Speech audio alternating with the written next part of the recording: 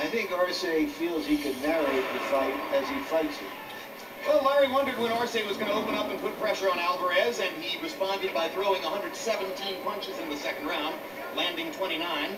Alvarez, a more measured pace, 35 out of 81, 156 combined power shots in the round. 35 out of 81 shows you that Alvarez is very accurate and is picking his spots well and carefully against the more aggressive Arce, at least in the latter part of the second round.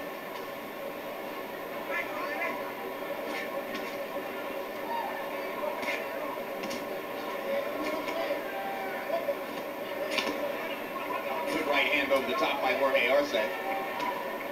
And a left hook upstairs by Arce. He's starting to back Alvarez up more and more. Right hand lands for Arce. Alvarez with the right hand over the top.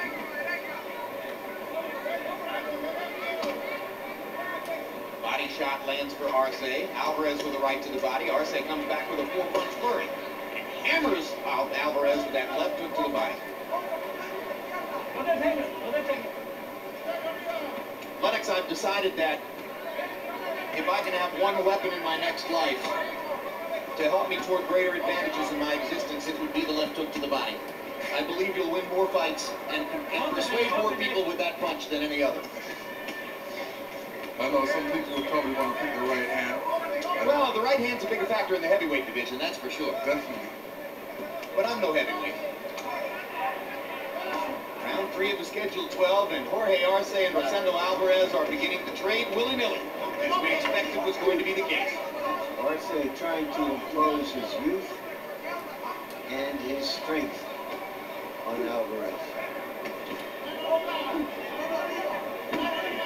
Left hook to the body.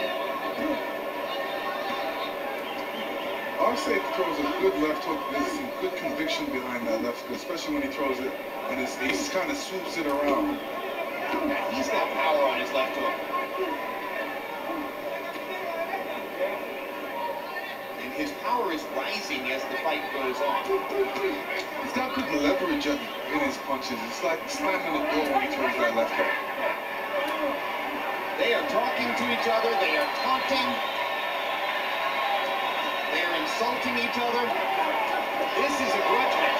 Solid right hand by Alvarez. And Arce walked right through it. I thought it lifted his right leg off the canvas for a moment, but he comes right back. And drives Alvarez back toward the corner with a series of power shots. And Alvarez seems to be having increasing difficulty handling Arce's, as you said, Lennox, that heavily leveraged left hook. And for some reason, Alvarez is smiling through all of that. Just a little bit earlier, our Larry Merchant spoke with Floyd Mayweather in the locker room. Floyd, which Judah do you expect to see tonight? The one who fled from Baltimore, or the one who beat Spinks? The one who beat Spinks, Corey Spinks the second time. I mean, I expect Judah to be at his best. I'm going to be at my best. It's a good matchup. You know, I'm in the best shape of my life. You know, I know what it takes. I've been here before. Hard work. A lot of people have questioned his chin. We've seen him crumble. Do you think you're going to knock him out? Like I said before, I don't think it's going to go the distance. Boxing is my job. Boxing is what I love. And, you know, I'm here to put on pleasing performances and pleasing fights for the fans. And the fans love knockouts. They love performances. I'm an entertainer. So at the end of the day, they want an explosion, you know, after the performance. So, you know, it won't go the distance. Thank you very much. Larry, would you say, well, let's get to this later. First of all, 3 rounds in, the beginning of the 4th round of a terrific fight so far between Arce and Alvarez. And Harold Letterman, how do you have it through good? Okay, Jim, 2 rounds to 1, 29, 28, Jorge El Travieso Arce.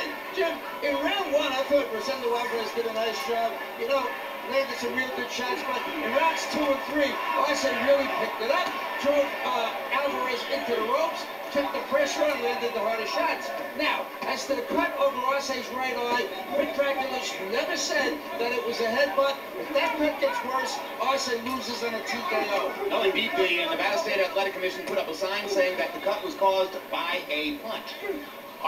And our replay confirmed that. And Arce threw more than 120 punches in the second round, more than 130 punches in the third round, and once again they are letting their hands go freely here in the fourth. Lennox, do you agree with Harold that Arce is controlling the fight so far? Yeah, he's definitely controlling the fight. He's throwing a lot more punches, but is he being effective? This is what we have to see, because right now Alvarez is looking good. He's not getting hit with too many punches, which is great, but he's definitely answering when it comes to punches.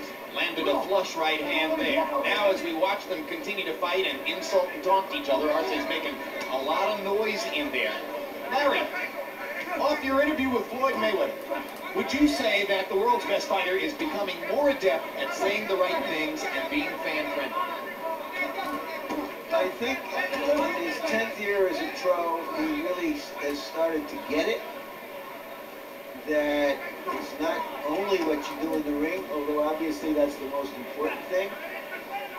It's how you communicate with the public through the media, how you conduct your life,